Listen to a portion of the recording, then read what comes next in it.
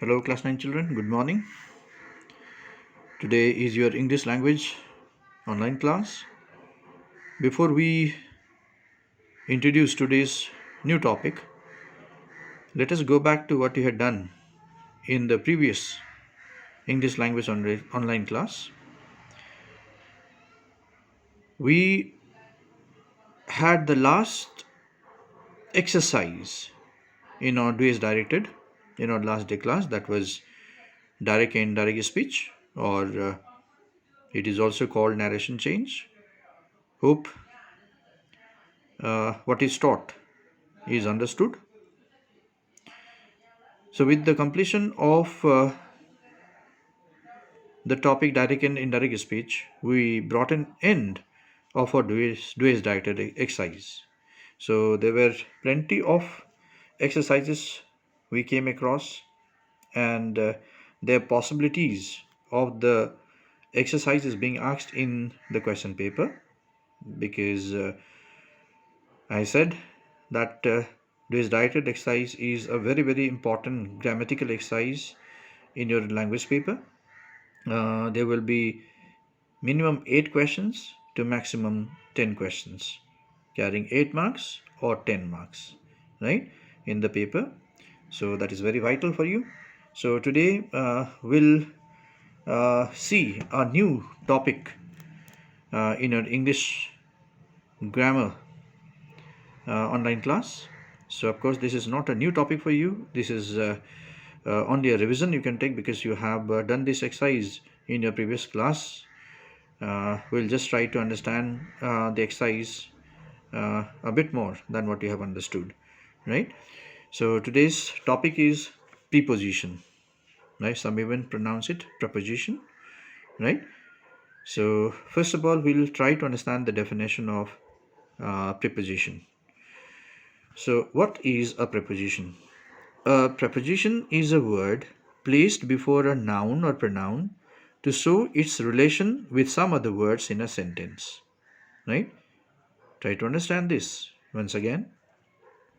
A preposition is a word placed before a noun or pronoun to show its relation with some other words in a sentence. Now let us try to simplify the definition of preposition. So what does it say? First of all, a preposition is a word. It is a word, and it is placed before noun or pronoun. That means preposition comes before noun or pronoun. Is placed before, right? And when it is placed before noun or pronoun, it shows relation with some other words in a sentence. So it brings a relationship with some other words in a sentence. So this is a work of a preposition, right? Now try to understand with the help of the example. See this? The chalk is the table. Try to understand this sentence. The chalk is the table. What does it say? It is telling you that the chalk is the table. Or what is table? Table is the chalk, right? Do you think is it possible that the chalk can become a table or table can become a chalk? No, right? This is an absurd idea, right? That a chalk can become a table or table can become a chalk, right? Here you see oneness of the idea. The chalk is the table, right? It is oneness of the idea. The chalk itself is the table, says, or right, vice versa. Table is the chalk, right? However, this is not possible, right? It's not logical even. But if we bring a bit change in the sentence with the addition of preposition, look at the change in the meaning then. The chalk is on the table, right? The chalk is on the table, right? Now where is the chalk? Chalk is on the table, right? Now here you see that the chalk is one thing, table is the other thing, right? That the chalk is on the table. So there are two things being talked. Chalk, where is the chalk? On the table. Table is the other thing, right? Whereas in the first sentence you see the chalk is the table. The chalk is table, it is telling, right? The table is chalk, it is telling, right? Which is not possible at all. But if we just added, right, a preposition in its right place, right, we saw the difference in the meaning, that the chalk is on the table, that the chalk is one thing and the table is the other thing. And where is the chalk? It is on the table, right? And look at the position of the word on. Here the word on is preposition, right? And it has come before the noun, the table, as it is said, placed before a noun, or it may be pronoun also, right? So here the table is a noun, it's a common noun, right? So it is placed before the noun, the table. So in order to bring the relationship between chalk and the table, so it brought a relationship between some of the words in a sentence is said, right, which is chalk and table. So it brought a relationship between the chalk and table, right? So you saw the difference. What is a preposition, right? So in a simple sense, what is pre, right? Pre means before, right? The word pre means before, right? Position means placed. It is placed, something is placed before, right? So by the word preposition itself, we are clarifying the definition of preposition, right? Something is placed before, right? Something is placed before, right? Preposition. Did you get it? Okay. So in English grammar, there are 150 preposition words, right? There are 150 preposition words, right?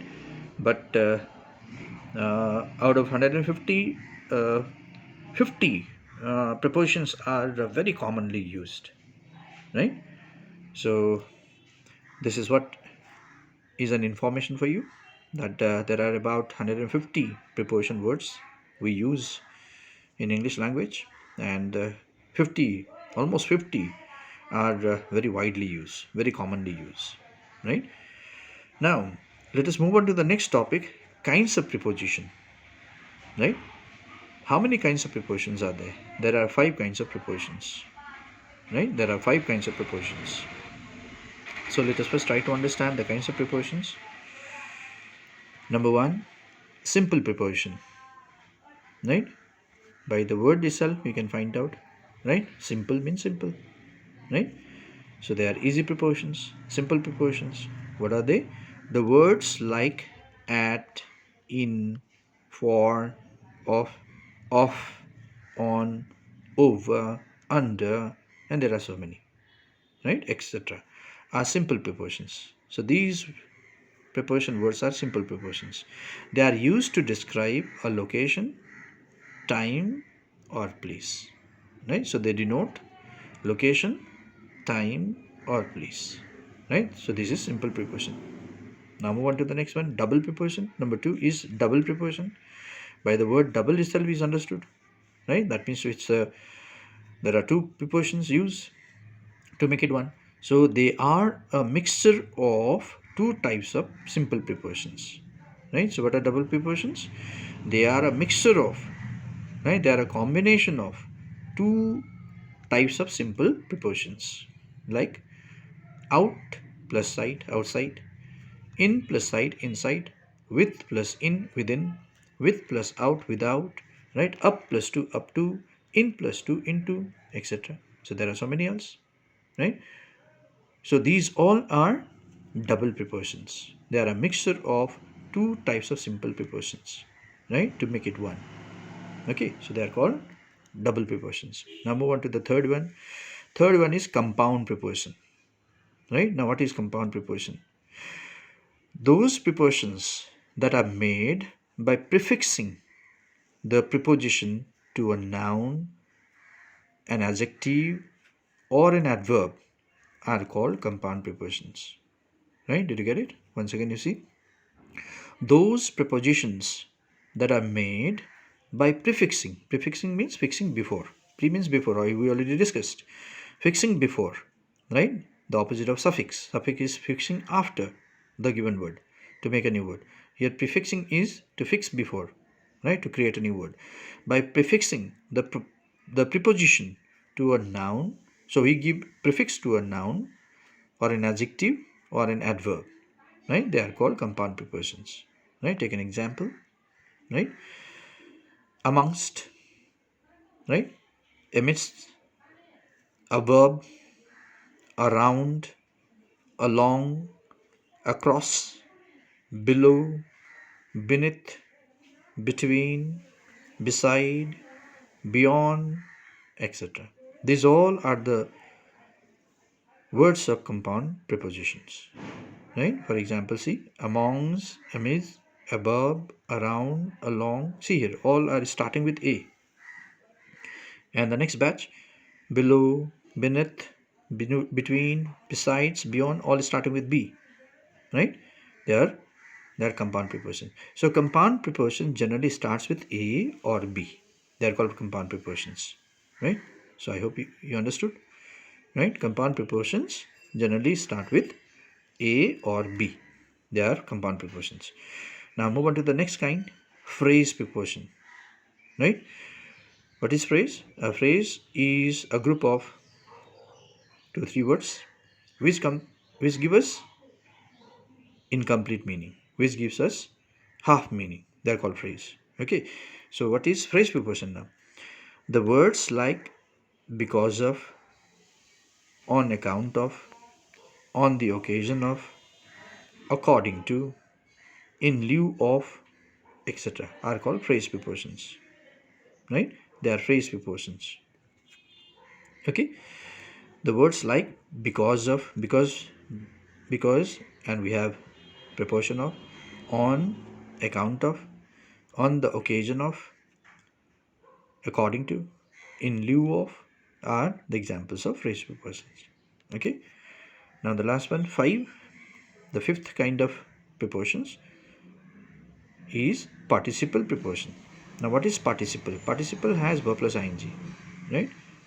Okay, they have verb plus ing. They are called participle. So participle prepositions, what are they? The words like concerning, concern plus ing, concerning, notwithstanding, touching, barring, etc. are called participle prepositions. However, participle prepositions are very rare, right? They are very few, right? And their usage is also very, very rare, right? In English language. Okay, but it is better we understand that this is also a kind of a preposition, participle preposition. The words like concerning, notwithstanding, touching, barring, etc. are called participle prepositions. Right? So these are the 5 kinds of prepositions: simple preposition, double preposition, compound preposition, phrase preposition, participle preposition. Right? Now you have come to know the 5 kinds of prepositions. But are we using all these five kinds of prepositions in our exercise? This is a question for us. Right? The answer to this question is no. We are not using all these 5 kinds of prepositions in our exercise. Right? Now what are those prepositions which are using in the exercise, and or what are those prepositions which are not used in our exercise? Right? Let's try to understand this. So simple preposition, we are going to use it in our paper. Double preposition, we are going to use it in the paper. Compound preposition, right, we are going to use in the exercise. Right? Phrase prepositions, we are not using. Right? Participle prepositions, we are not using. That means out of these 5 kinds of prepositions, right, uh, the exercise asks in the paper, right, we are using only the first 3 kinds of prepositions.